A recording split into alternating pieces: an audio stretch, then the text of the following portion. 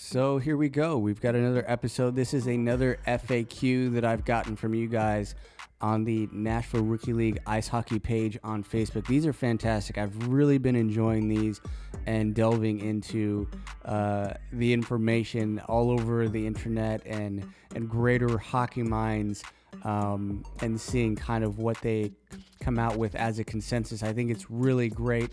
It's really been helping me. I hope it's been helping you kind of shrink the learning curve a little bit. I know in hockey it's a massive learning curve, and anything that we can do to kind of shrink that really goes a long way for all of us. We all had questions when we first started, and we still have questions even if we've played for 20 years. I have not. I've only been playing for like 3 years, but I still have questions. And there were obviously questions that I wish I would have just asked and shrunk the learning curve for me, because a lot of times it's just the answer is a simple question away, and it would have saved me about 6 months of trouble if I just asked.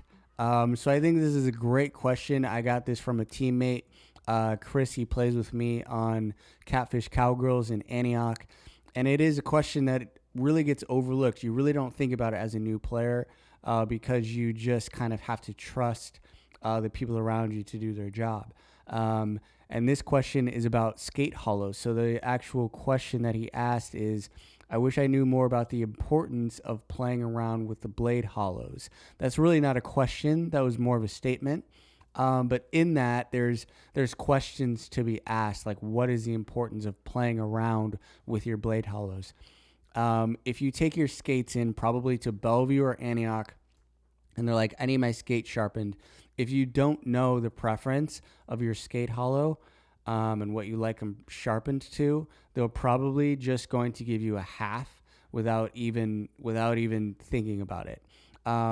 And there is a massive difference between all the blade hollows. If you've never tried anything other than like, here's my skates, and then they give them back to you sharpened, there is a huge difference, and there are a lot of variables in why you would use different types of hollows, even dependent on your position. Even your size, your weight could make a huge difference. Say, for example, the ice conditions makes a huge difference, whether you have hard ice or soft ice. I would never, for example, for me, I would never use, and I did for a little bit, but once I figured it out, I would never go back to that. Like Bellevue, for example, is a softer ice than Antioch. So I would never at Bellevue use a 1/2 inch hollow because I'm already sinking into the ice because the ice is soft.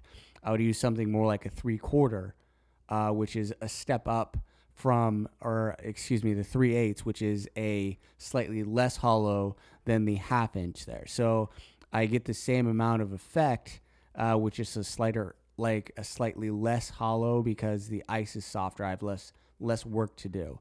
But if I'm going to Antioch and the ice is very hard, I'm going with the 1/2 inch because I need the bite, because it's going to take a little bit of work, and I'm not just a big guy anyways. So I need the extra help from the hollow to give me that bite on the ice, to make up for the lack of size that I do have. So they really do make a difference. But the general idea in your blade hollows is it helps with maneuverability, it helps with stability, it helps with your speed, it helps with your agility. So you get, let's go with the really, really shallow. So you get 3/4 hollows and inch hollows. I have used both of those, not as much. I should probably go and give those a gander again. But they're very shallow. Like I said, they're a very shallow hollow. But their emphasis is on more glide and more speed and wider turns. So you get bigger, smoother turns, but you'll keep your speed a lot easier in those wider, not so like very tight figure 8 type turns. I think those ones are very, very good for defensemen when you're trying to like minimize the energy that you are using going backwards, and you really want that glide. You see a lot of defensemen, they turn around, they start skating, they're getting in their defense position, and you see those guys just gliding. And that's exactly what you need those 3/4 to inch hollows for, is really for that type of position. You can do it as a forward. Like I said, I have used like the 3/4 as a forward because I really do like speed and I do like glide. But my turns are a little bit wide for what I need in the position of me playing left wing. I really need the agility, so it doesn't work as well. In most instances, as far as kind of a balance, I'd really have to change the way that I played the game if I really wanted to commit to that like 3/4 inch hollow. For like the 3/8 to a half inch, which is typically what we'll get at the ice centers here in Nashville. It's a deeper cut, deeper hollow. So you'll get much better maneuverability. You'll get much better agility, acceleration. You'll get your quick stops, your classic hockey stops, your very, very sharp turns, your very figure eight type turns, and you won't slide on the ice. You ever get those where you're trying to make a hard turn and you just kind of slide and you can feel yourself like skipping on the ice? That's what what you're trying to avoid with those deep cuts, but you'll get those a lot if you try and take those sharp turns with the 3/4 and the inch, the shallower. You'll even get it sometimes with the 3/8. I personally like to use the 3/8 a lot because it gives me the best of both worlds. It gives me a little bit of glide, but a little bit of bite as well. But it allows me, to stop kind of on a dime if I really need to. I might try the 3/4 again, based on how my gameplay is a little bit and kind of how it's adjusting a little bit. But we'll see. Right now, I'm doing the 3/8. So if you have probably, hey, like I'm new to this, what should I use? I would say probably a 3/8 or a half inch. If you've been playing for a little bit.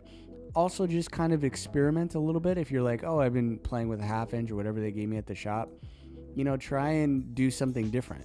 Whether you are a new skater or not, you never know until you know. And that's the great thing about hockey is like you can find different hollows and different profiles. There's a lot of depth we can go into, but this one is specifically about skate hollows.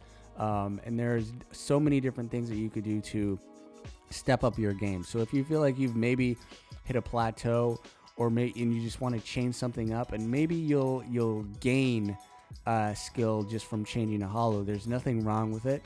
It costs, $6 to change it.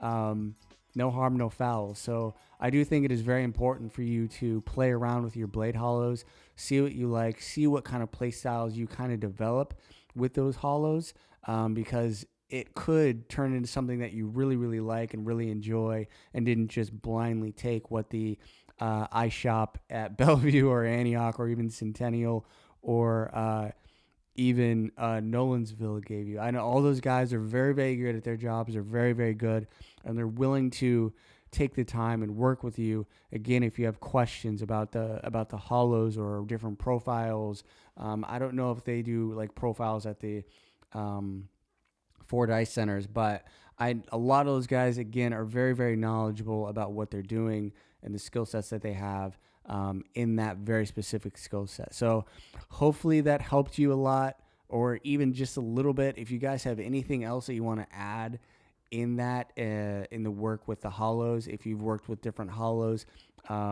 if you have any other questions about hollows or even profiles, that would be awesome. Drop them in the comments or leave them on the Nashville Rookie League ice hockey page. That is so helpful. I think we're doing a great thing with these FAQs. But yes, I'll see you guys in the next one. Okay, bye.